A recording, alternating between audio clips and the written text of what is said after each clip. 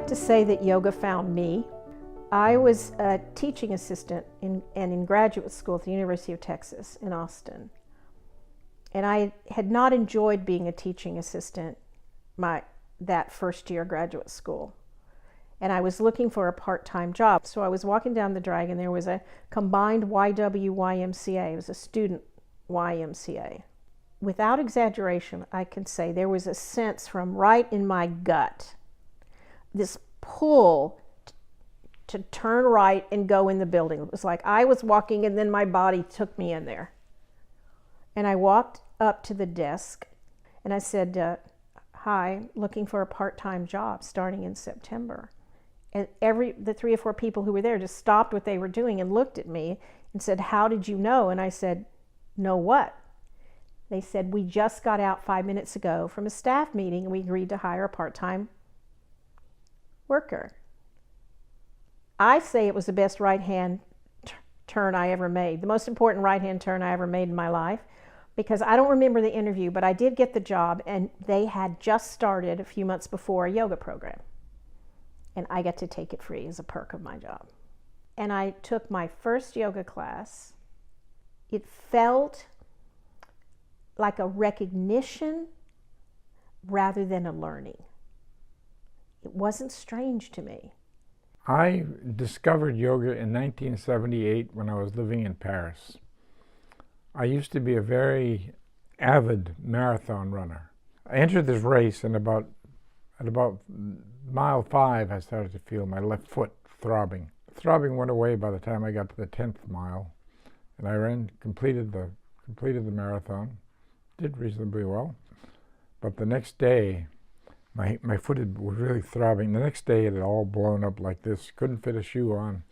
So I set out for the National Sports Center, and this doctor treated me, looked at my foot. As he finished, he said to me, Monsieur, vous n'écoutez pas votre corps. You don't listen to your body. No? I said, what are you talking about? He said, no, monsieur, vous êtes sourd. You are deaf. Your body was screeching at you. Arrêtez-vous. Stop, stop. You didn't listen. So now you have this severe tendinitis, and you're not going to heal that by just going out and stretching for a couple of weeks. It's going to take time. And as I was just about to reach for the door to leave, he said to me, oh yeah, one last thought. Have you ever tried yoga? Do you know anything about yoga? I said, no, I never have, but I belong to a fancy health club, and they have yoga classes there. And I've looked through the window several times, and I'm quite sure it's not for me, at least not at this stage in my life. Oh, yes? I said, yes. What I see in there are these kind of middle-aged gals, all kind of laying around on the carpets. And I don't think that would suit me so well. You know, let me disabuse you of that. Go and try it. Go and try it. I strongly recommend that you try the yoga and tell the teacher about your problem with your leg. And I got hooked. I got absolutely hooked on this thing. I came to yoga, as I described earlier, at a lunchtime class that was offered at my employer's place of business, taught by Richard. At the time, I was looking for some relief for my hamstrings. So for me, initially, the value I got from yoga was all in the physical asana, the work of the asanas, the physical work. In high school and college and after, I was an active participant in athletics, and I've tried to maintain that over the years. And so tight hamstrings are something that were just part of my life at that time. And when I came to yoga, one of the first things we did was Uttanasana, and so I thought, okay, if I can measure my progress. You know, I can touch my knee, maybe I can touch my shin in a few weeks, and that was very successful, and that drew me further into yoga. The other thing that I started to notice that I was getting from yoga is just what Richard mentioned, self-knowledge, and I really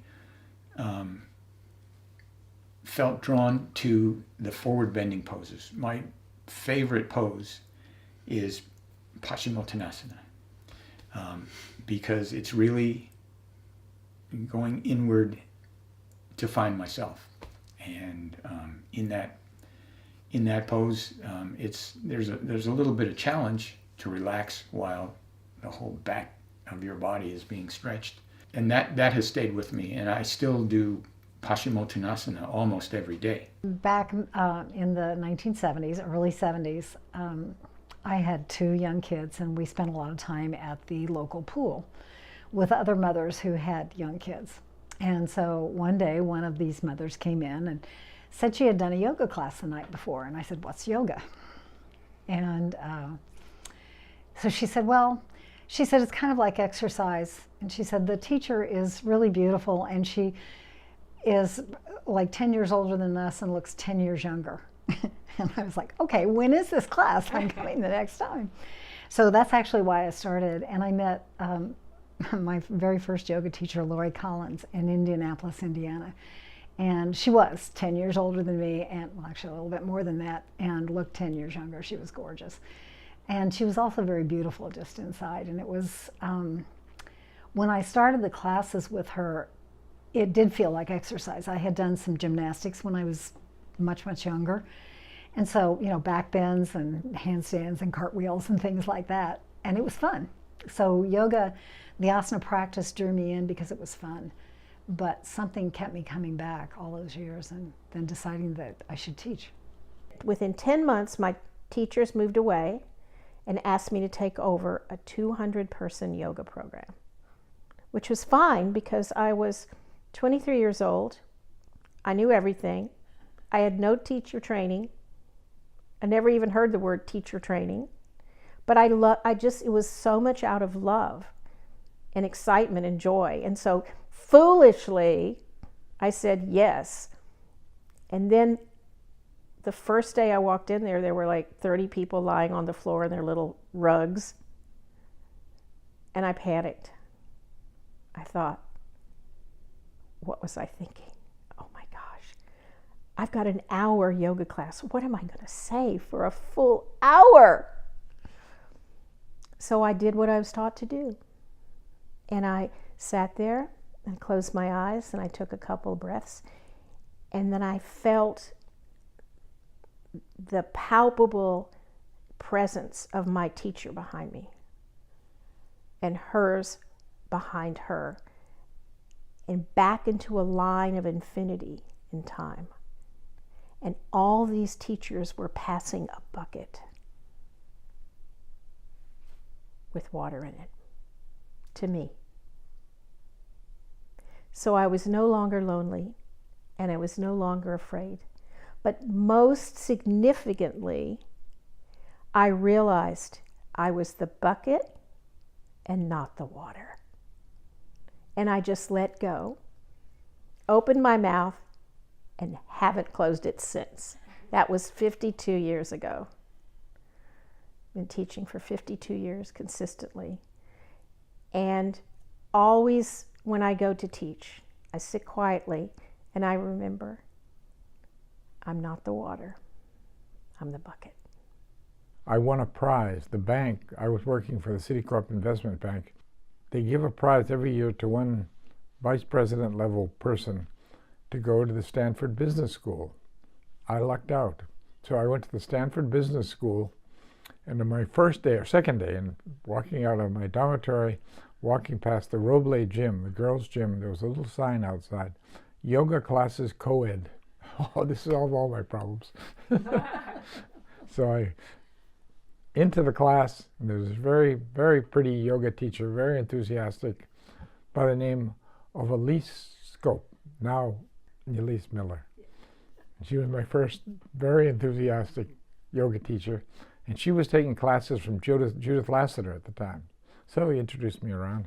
I moved to the Bay Area, San Francisco Bay Area, in 1972.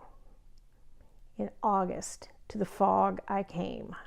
I got connected with a group of yoga teachers, and at that point in time, the early 70s, I probably knew every independent yoga teacher in the Bay Area because there weren't that many.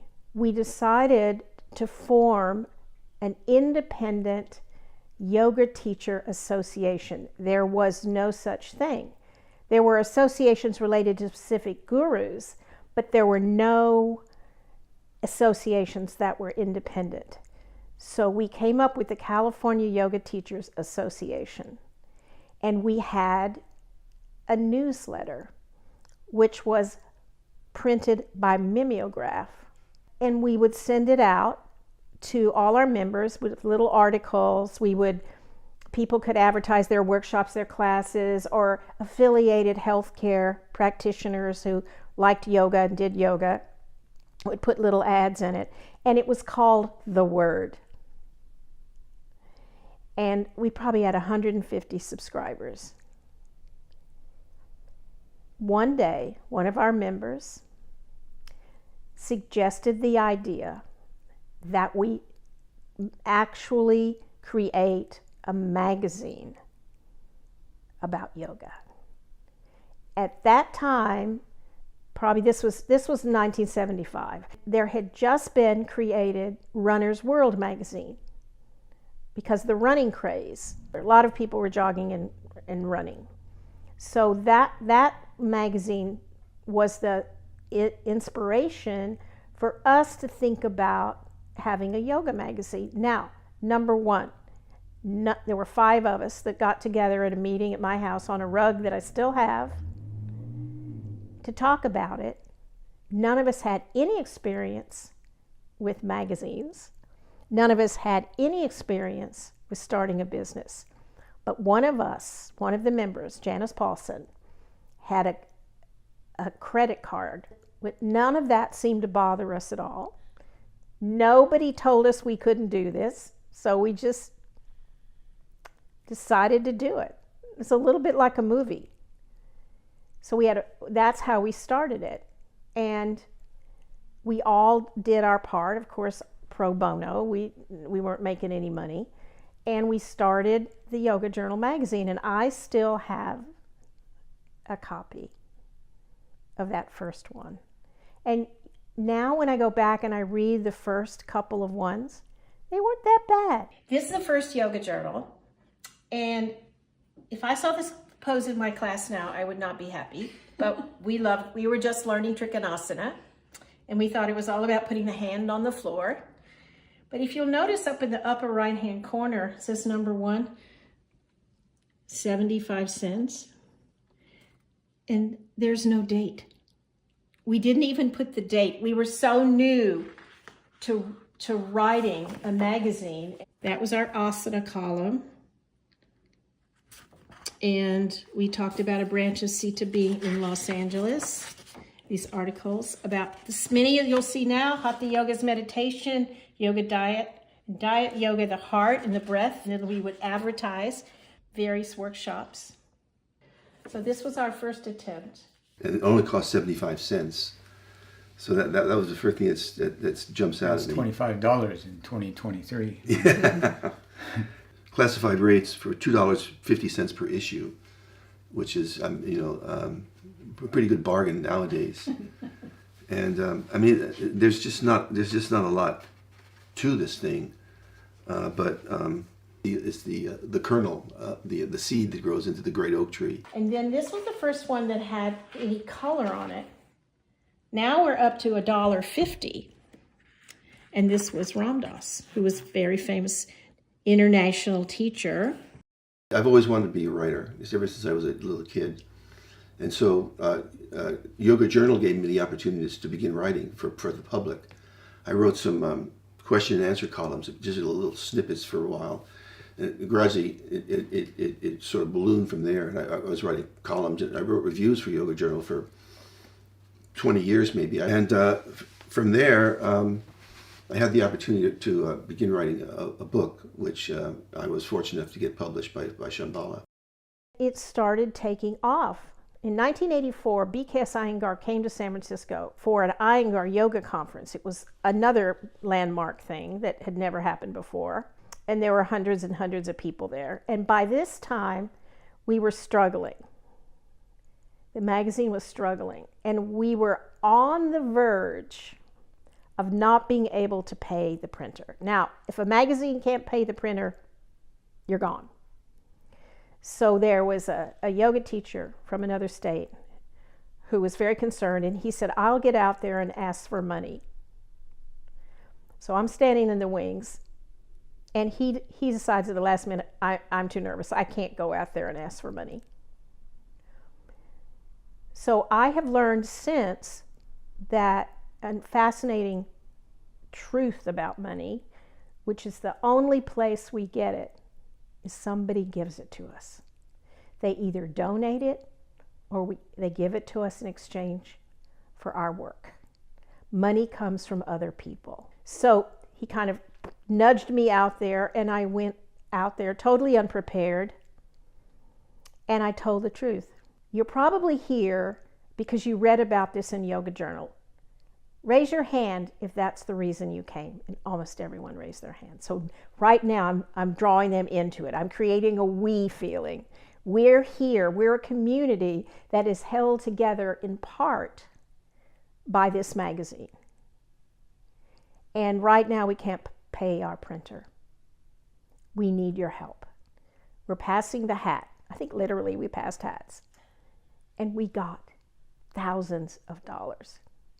People put in $100 bills, and we paid the printer. Towards the end of 1997, there was a serious discussion among the members of the board of the California Yoga Teachers Association, and I was invited to one of their meetings, and the request was, oh, you know about money. We're having a money problem. Would you be prepared to help us? And Ike Lassiter was at that meeting. Judith was the chairman of the board. And they proposed that I do an analysis of Yoga Journal to try and figure out how it might make money or why it was losing money. And my report was that there was no reason that Yoga Journal had to be losing money.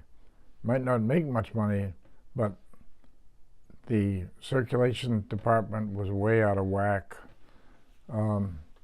Advertising was done purely by telephone. Advertising is an extremely competitive business. You need to go and visit advertisers.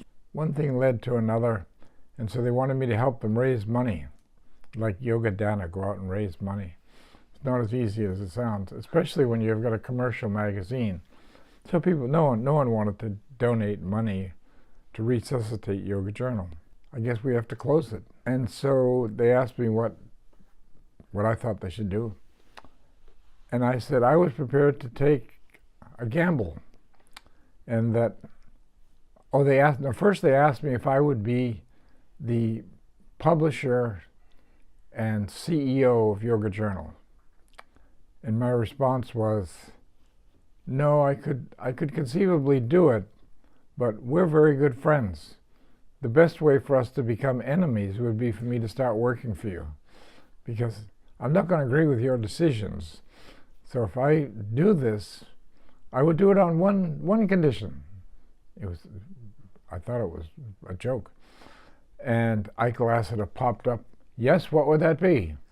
And I said, you sell me the business and I'll do it. And I will structure the deal in such a way that if I'm successful, we'll all be financially successful. If I were successful and sold Yoga Journal to another publisher, another company, they would have an option on 20% of the stock at the price they were selling it to me today. And so we were successful, and at the end, Yoga Dana was created with the proceeds of the sale of Yoga Journal by me to Active Interest Media. And Yoga Journal became the most widely read yoga magazine in the world, printed in other countries, expanded, was eventually sold to a group of investors, and has been sold a couple other times to large magazine businesses. We now had this money, and we were lucky enough to have John Abbott on the board, who was a businessman par excellence. And we we were all clear. I mean, I was clear from my financial training, minimal as though it was. So we never wanted to touch the principal. We always wanted to use the interest. So we formed Yogadana, and we wanted to offer funds and scholarships and to help the furtherance of yoga education in Northern California. So I studied to be a yoga teacher and was a very deep practitioner, and that was in the 2000s, but my primary work was in the nonprofit and philanthropic sector, advising both nonprofit organizations and foundations and individual donors about how you make social change and what are the mechanisms that help organizations achieve their vision. Yogadana was looking for someone, the board was looking for someone to help them with their grant making because they were struggling to figure out how do we actually achieve what we want to achieve. It was at the Yoga Journal offices, and I came back in sort of not expecting what was, what were they going to say, and they invited me to be on the board right then and there. And they were all very serious yoga practitioners, most of them renowned teachers, but didn't have the grant making experience.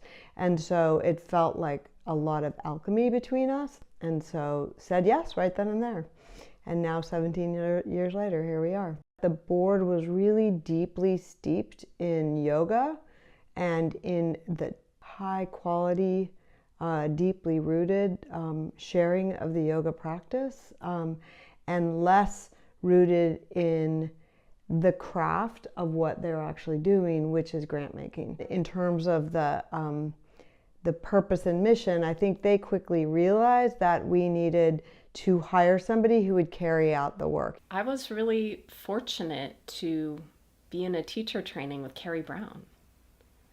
And we were in the same teacher training together.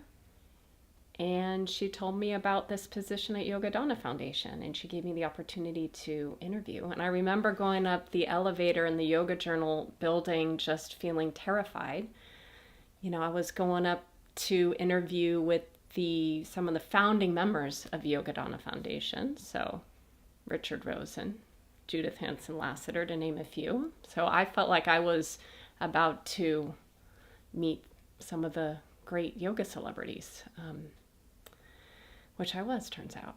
It's a good story of how we found our executive director. I mentioned that early on the board kind of recognized that having somebody who was the interface with our grantees and potential grantees and was kind of putting their arms around the whole portfolio, and then being the anchor in the organization, they realized that having an ED would be good. Anna Proctor was our unanimous choice, and she joined us without a lot of experience in grant making, but with deep sensibilities around both the value of yoga, a commitment to communities who have less access to what many yoga practitioners have, and also a real interest in and willingness to learn about the practice of grant making and philanthropy. So Anna came on, and Anna and I from the beginning had a great partnership. I was really fortunate not only to meet Carrie in that teacher training, but to then have her as my mentor for what will be 20 years. So everything I learned from Carrie, and she was instrumental in helping us form the foundation, professionalize it, formalize it. One of the things we did soon after Anna came on was clarified our values. We had done that in that original session, but we went deeper with that, and then Anna helped us. What a privilege to be the first and turns out only executive director of Yogadana. I just feel so privileged. And, I was a budding yoga teacher when I got this job originally, nearly 20 years ago. And so what I got to do is I got to spend time with some of the greatest experts in their fields. But what was at the heart of it all was always the founding members' energy and their connection to the roots of yoga. We divided California about in half, and we took anything in northern, from the middle up north, and we began becoming involved with groups around Northern California who were offering yoga, teachers who just needed help because they were teaching in prisons, or I remember a second grade class that we facilitated them getting yoga mats, and a lockdown eating disorder center near San Francisco where we offered yoga props. I was going into San Quentin with James Fox. I got to be with Joanne Lyons and experience her expertise working with adults with disabilities. So this was such an opportunity for me to learn from some of the greatest, or I'm going to say, the greatest yoga teachers in the Bay Area serving these populations specifically. And when people ask me, what kind of yoga is this? I always tell them it's very specific, it's very tailored. The folks who created the curriculum for these, for their different populations, they've studied what they're doing for so long. I mean, I love it. I do at least, one site visit a year and have done for nearly 2 decades. So not only do I know, most of the teachers' names, I even know a lot of the students, and how great to see them year after year and see how things change, grow, develop. It's been such a gift to partner alongside our grantees for so many years. And one of the things that Yogadana did, which is somewhat unusual for a philanthropic organization, is to insist that yoga teachers get paid more than a living wage, a fair wage that really compensates them for all their training and expertise and their particular experience in working with the communities that they are engaging with through the programs that we support. And so that is something that philanthropy doesn't always do, but that Yogadana really committed to, and I think it's really mattered for these organizations and for their teachers so that they can really make a living with this, not just because they believe in it, but be able to stay with what they believe in, learn with it, grow with it, deepen their expertise and understanding, and be able to live in the Bay Area, which is a high cost of living place. And of course the feedback was heartbreaking in a sweet way. That what we heard from the people that used our funds was humbling and delightful, and it felt just right in the Buddhist sense of right action. And we all gave our time and energy to doing that because we had been blessed with this practice of yoga. Many of us had been to India. We're making our living by offering this practice, and it was a wonderful way to give back. One of the things that I love about Yogadana is that it makes yoga available to people who would not otherwise have access to yoga. And because it's been such a profound, it's enabled profound personal learning for me, being able to provide that or make that accessible to people who otherwise wouldn't have had access to it is for me as a human being really important. But I want to go beyond that. I think that social change and social justice happens most effectively and most sustainably when people can lead and live from the inside out. And yoga is a practice and a tradition that helps us know ourselves through our bodies, yes, but through our spirit, through our breath.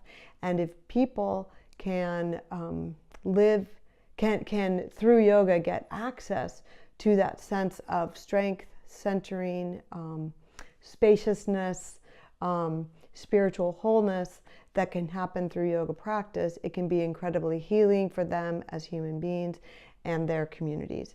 And I think this is particularly true of people who are living in challenging situations, which is really the people that we're reaching through Yogadana's grant making and partnerships. So people who are in prisons, veterans who come home and are unseen and pretty unsupported, people with disabilities who can't attend a regular class and yet can deeply, profoundly benefit from it.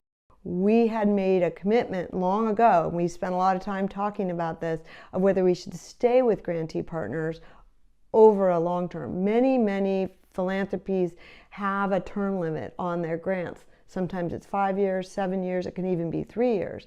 It doesn't often go beyond 10. We stayed with many of our grantees beyond that, and we had really deep, trusting partnerships with them.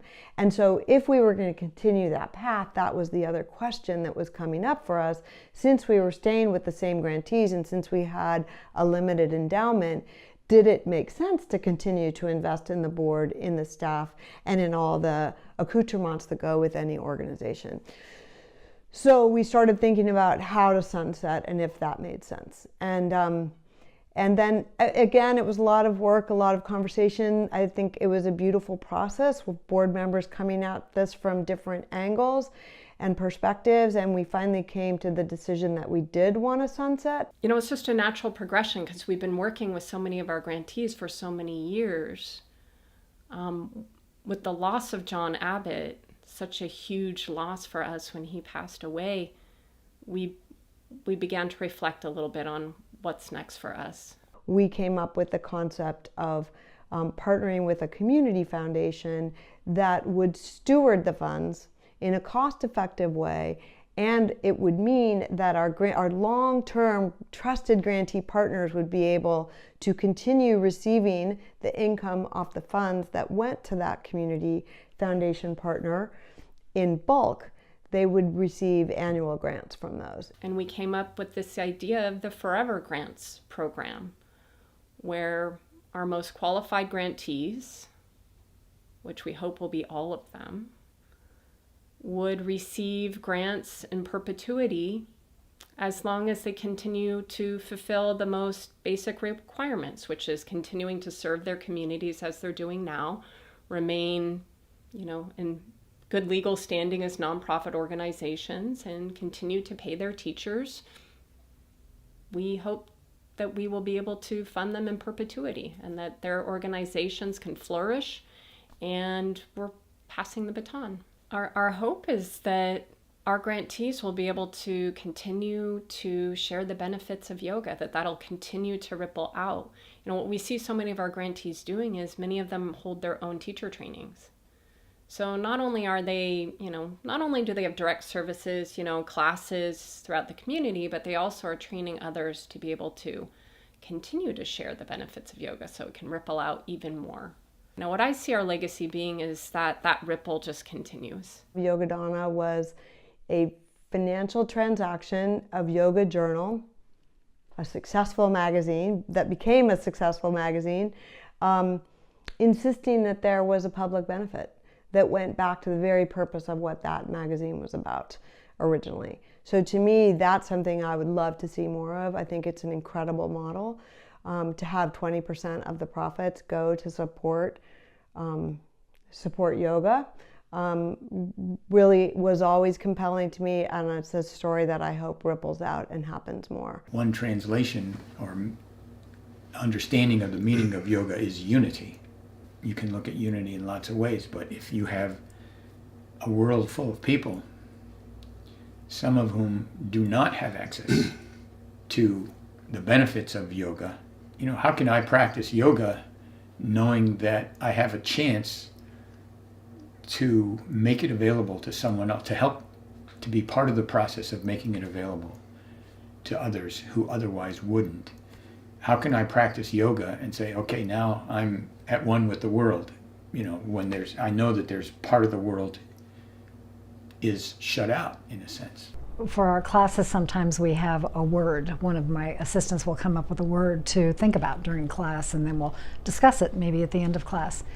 And the word last week at one of the classes was patience. And if nothing else, my students have taught me patience.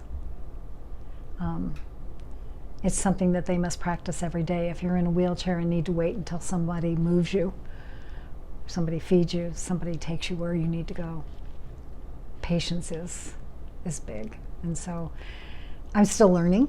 I haven't figured it all out yet, but I'd have to say patience is one of the things that my students have taught me. And not to just assume that somebody can't do something or can do something, but to work with them to find out how it can be done. Always looking back is so fun, because what I see when I look back was the California yoga teachers, our innocence and our courage and our gumption, as my grandmother would say. That girl's got gumption, she used to say about me. The more we practice yoga, the more grateful we become. The more empathetic we become for the suffering of self and others. And just like the flowers in a garden are very different but rooted in the same soil, every single life form is part of the sacredness of life. So when we move into the place of spontaneous arising of gratitude, the only thing we want to do is give back. Not for any gain, not to make ourselves secretly feel better than others, but because, and this is how I say it colloquially, either everyone is Buddha or no one is. And if we look around and see everyone as Buddha, how would we treat Buddha if he walked in the door? Or Christ? How would we treat them?